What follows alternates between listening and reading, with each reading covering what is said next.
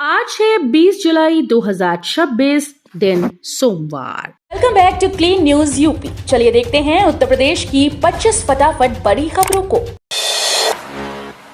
राम मंदिर ट्रस्ट की 22 जुलाई को अहम बैठक, नए सीईओ पर लग सकती है मोहर। अयोध्या में श्री राम जन्मभूमि तीर्थ क्षेत्र ट्रस्ट की महत्वपूर्ण बैठक 22 जुलाई को शाम 4 बजे मणिराम दास छावनी में होगी।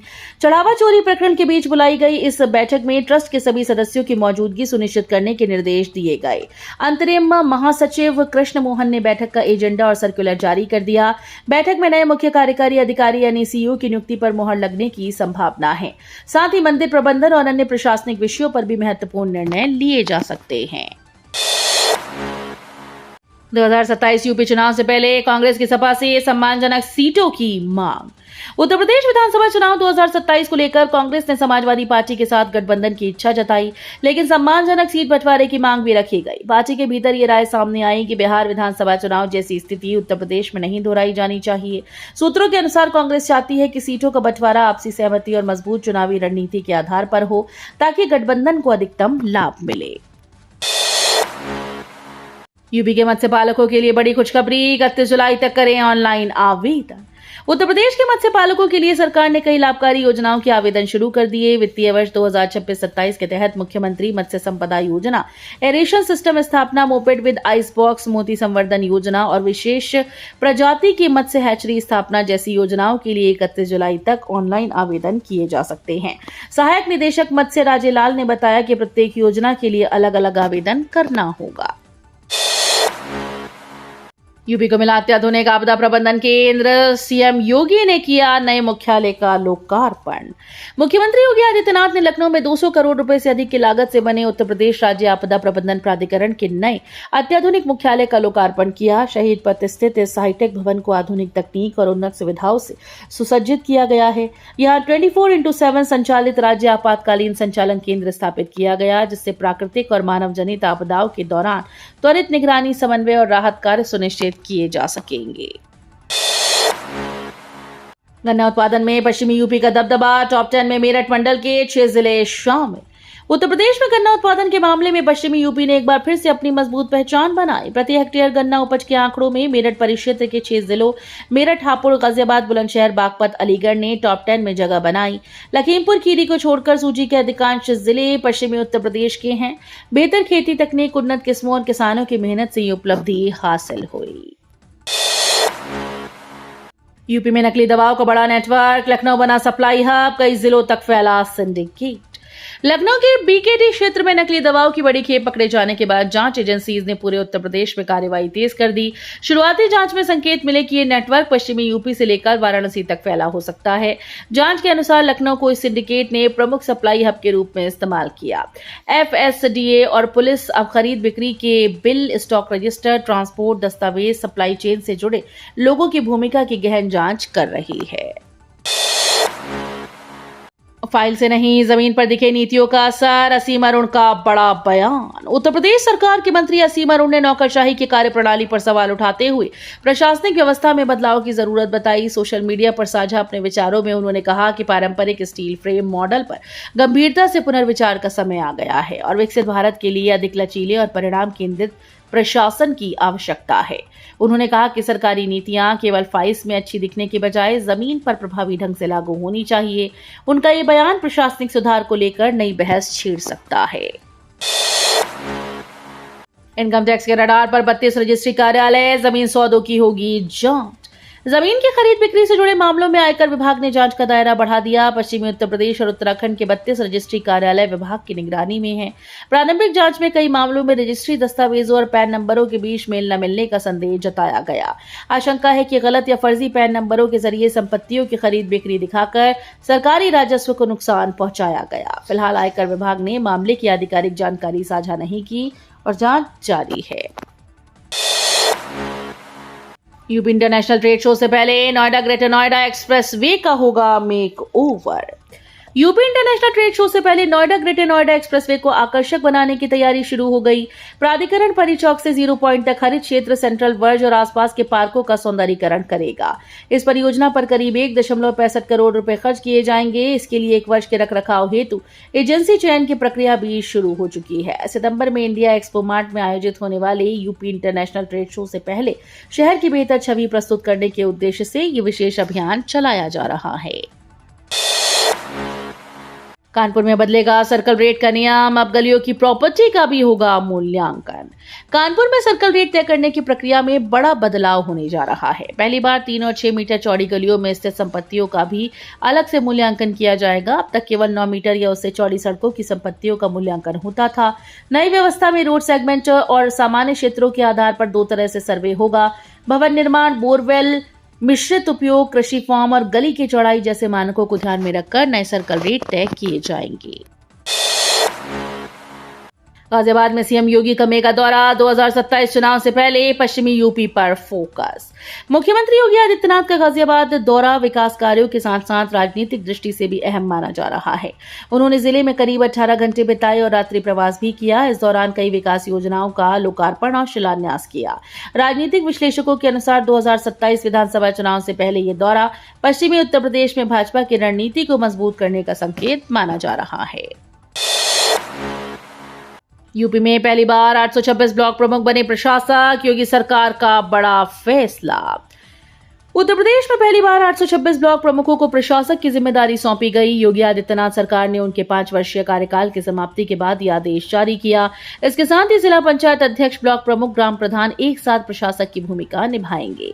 पंचायती राज विभाग के अनुसार ब्लॉक प्रमुखों की पहली बैठक 20 जुलाई 2021 को हुई थी और अब उनका कार्यकाल पूरा हो गया है। नई व्यवस्था का उद्देश्य पंचायत स्तर पर प्रशासनिक कार्यों की निरंतरता को बनाए रखना और विकास कार्यों को प्रभावित होने से बचाना है। यूपी के कॉलेज यूनिवर्सिटी पर अब डीएम और कमिश्नर की सीधी नजर। उत्तर प्रदेश में उच्च शिक्षा व्यवस्था की निगरानी अब और सख्त होगी। नई व्यवस्था के तहत विश्वविद्यालयों और महाविद्यालयों की शैक्षणिक गुणवत्ता, नई शिक्षा नीति 2020 के क्रियान्वयन और सरकारी योजनाओं की प्रगति की समीक्षा अब जिलाधिकारी और मंडलायुक्त भी करेंगे। उच्च शिक्षा विभाग ने इसके लिए एकीकृत अनुश्रवण पोर्टल तैयार किया। जिला प्रशासन हर 3 महीने में अपनी रिपोर्ट शासन को भेजेगा। प्रत्येक जिले में जिला नोडल अधिकारी भी नियुक्त किए गए हैं। रिंग रोड बनते ही हटेगा आजाद मार्ग टोल प्लाजा, यात्रियों को मिलेगी बड़ी राहत। लखनऊ कानपुर एक्सप्रेसवे पर उन्नाव की ओर आजाद मार्ग टोल प्लाजा पर लगने वाले जाम से जल्द राहत मिलने की उम्मीद है। एनएचएआई के अनुसार रिंग रोड परियोजना पूरी होने के बाद ये टोल प्लाजा समाप्त कर दिया जाएगा। फिलहाल संक्रिय टोल और फास्टैग रीडिंग की नई व्यवस्था के कारण वाहनों की लंबी कतारें लग रही हैं। अधिकारियों का दावा है कि जुलाई 2027 तक रिंग रोड का निर्माण पूरा हो जाएगा। 2027 से पहले बड़ा दांव, लोदेश्वर महादेव कॉरिडोर की नींव रखेंगे सीएम योगी। सीएम योगी आदित्यनाथ 20 जुलाई को बाराबंकी के प्रसिद्ध लोदेश्वर महादेव मंदिर कॉरिडोर का शिलान्यास करेंगे। अयोध्या और काशी के बाद ये सरकार की एक बड़ी धार्मिक पर्यटन परियोजना मानी जा रही है। सरकार की योजना 2027 विधानसभा चुनाव से पहले कॉरिडोर का निर्माण पूरा करने की है। राजनीतिक विश्लेषकों का मानना है कि इस परियोजना का असर बाराबंकी समेत कई जिलों के ओबीसी मतदाताओं पर पड़ सकता है, जहां लोदेश्वर महादेव को कुलदेवता के रूप में श्रद्धा से पूजा जाता है। 1200 यूनिट से कम खपत वालों पर असर, उपभोक्ता परिषद ने आयोग से लगाई गुहार। उत्तर प्रदेश में बिजली उपभोक्ताओं को बड़ा झटका लगा। आरोप है कि बिजली कंपनीज ने 1200 यूनिट से कम वार्षिक खपत वाले उपभोक्ताओं को भी लाइफलाइन श्रेणी से बाहर कर दिया है, जबकि टैरिफ आदेश के अनुसार वे रियायती दरों के पात्र हैं। उत्तर प्रदेश राज्य विद्युत उपभोक्ता परिषद ने इसे टैरिफ आदेश का उल्लंघन बताते हुए विद्युत नियामक आयोग से हस्तक्षेप की मांग की। परिषद ने सभी पात्र उपभोक्ताओं को दोबारा लाइफलाइन श्रेणी में शामिल कर सस्ती बिजली का लाभ दिलाने की अपील की। सहारनपुर से ओवैसी का एक बड़ा ऐलान, बोले बीजेपी को हराने के लिए गठबंधन को तैयार। उत्तर प्रदेश विधानसभा चुनाव 2027 की तैयारियों के बीच एआईएमआईएम प्रमुख असदुद्दीन ओवैसी ने सहारनपुर की जनसभा में बड़ा राजनीतिक बयान दिया। उन्होंने कहा कि भाजपा को हराने के लिए उनकी पार्टी गठबंधन के लिए तैयार है। अपने संबोधन में ओवैसी ने पेपर लीक, बेरोजगारी, संभल, जौहर यूनिवर्सिटी और सहारनपुर की विवादित मस्जिद जैसे मुद्दे उठाते हुए सरकार और विपक्ष दोनों पर निशाना साधा। उन्होंने समर्थकों से राजनीतिक भागीदारी बढ़ाने की अपील करते हुए कहा कि इस बार उनकी पार्टी अपनी अलग पहचान के साथ चुनावी मैदान में उतरेगी। यूपी में बाढ़ का कहर, सरयू नदी में ताश के पत्तों की तरह समाये मकान। उत्तर प्रदेश में लगातार बढ़ते जलस्तर से बाढ़ का खतरा मंडराने लगा है। बलिया जिले के गोपाल नगर टाडी गांव में सरयू नदी के तेज कटान से कई मकान नदी में समा गए, जबकि कई अन्य घरों पर भी खतरा मंडरा रहा है।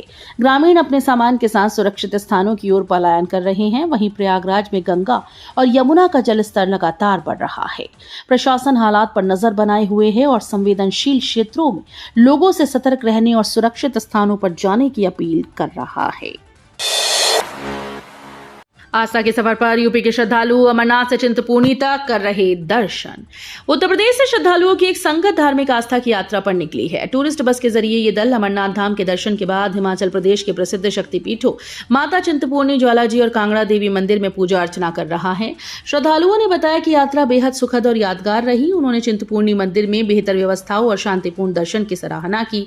संगत के सदस्यों का कहना है कि ये यात्रा केवल तीर्थ दर्शन ही नहीं बल्कि आध्यात्मिक शांति, आपसी सद्भाव और सांस्कृतिक अनुभव का भी अवसर है।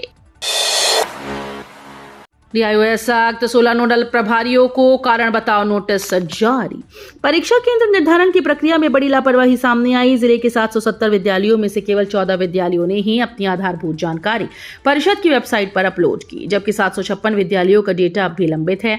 इस पर जिला विद्यालय निरीक्षक देवेंद्र कुमार पांडे ने सख्ती दिखाते हुए 16 नोडल प्रभारियों को कारण बताओ नोटिस जारी किया। हापुड़ में हुई अहम बैठक, किसान यूनियन ने घोषित की नई प्रदेश कार्यकारिणी।